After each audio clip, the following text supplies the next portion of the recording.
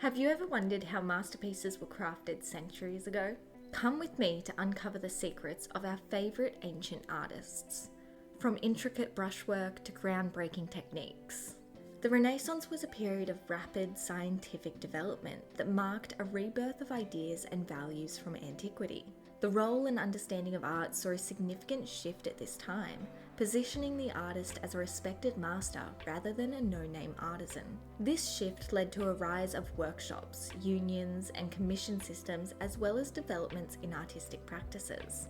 Renaissance workshops became a crucial hub for artistic production, innovation, training, collaboration, experimentation, and cultural exchange. Not only were they spaces where the actual creation of artworks took place, but it was a training ground for young artists who would learn the craft from master artists. At workshops, artists would gain the skills, techniques, and principles through a system that maintained high standards for transferring knowledge across generations. Many workshops were collaborative environments that allowed each artist their own specialization.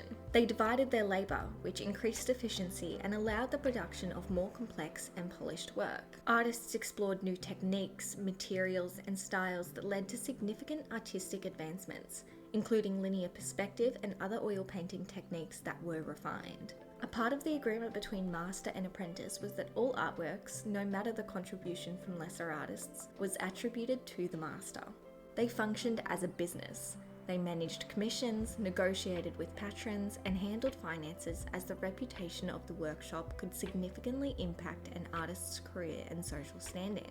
The physical layout of the workshops were organised to facilitate the creation of artworks. Central to the workshop were workbenches and easels surrounded by large windows that let in ample natural light. There were shelves and cabinets that would store their pigments, brushes, canvases, paper, and other materials necessary for their artistic pursuits. The space would have specialised work areas equipped with materials for drawing, sculpture, painting, or whatever was needed for the artist. For ease, there would have been drying racks for in-progress works and display walls for finalised works, serving as inspiration or instructional aids for apprentices. The master artist often had their own private or elevated studio space, where they would work on their most important pieces. This space would reflect the artist's status. There were often areas where apprentices worked on preliminary tasks such as preparing canvases, mixing pigments, and practicing drawing. This area would also be where the master artist would teach, review, and give demonstrations. The daily routine of these workshops was structured around the creation of artworks, the training of apprentices, and the business aspects of running a workshop. The day would begin with the master or senior apprentice arriving to prepare the space. The morning session would include instruction and demonstrations from the master, with some apprentices working on their individual projects or assisting on the master's ongoing projects.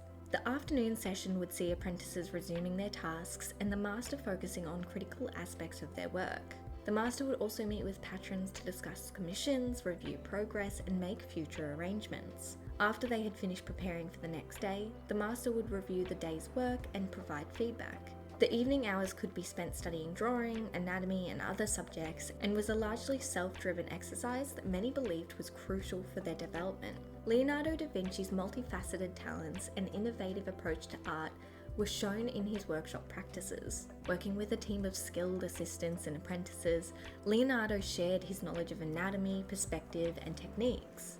His workshop handled a range of projects, from large-scale paintings and frescoes to designs for machines and architectural projects. The artist's workshop practices combined rigorous scientific study, artistic innovation, and a collaborative spirit, setting a high standard for Renaissance art. Michelangelo's workshop practices were characterized by intense personal involvement, high standards, and a dedication to mastery. Unlike many of his contemporaries, Michelangelo was deeply involved in his work, often preferring to execute the most crucial elements himself. Michelangelo worked with a small group of highly skilled assistants and apprentices that were carefully selected and trained hands-on. His workshop practices reflected his extraordinary talent, a dedication to craft, and intense personal involvement, setting a high standard for other artists. Renaissance workshops left a profound legacy, revolutionizing the production and perception of art. These artistic spaces were centers of creativity and experimentation, serving as training grounds where masters such as Leonardo da Vinci and Michelangelo could pass on their knowledge to further generations. These workshops blended artistic potential with scientific study. playing a key role in the broader cultural renaissance through an emphasis on classical ideals and human potential. Renaissance workshops were instrumental in shaping the course of Western art history and culture. Let me know in the comments below whose workshop you would join if you could step back in time.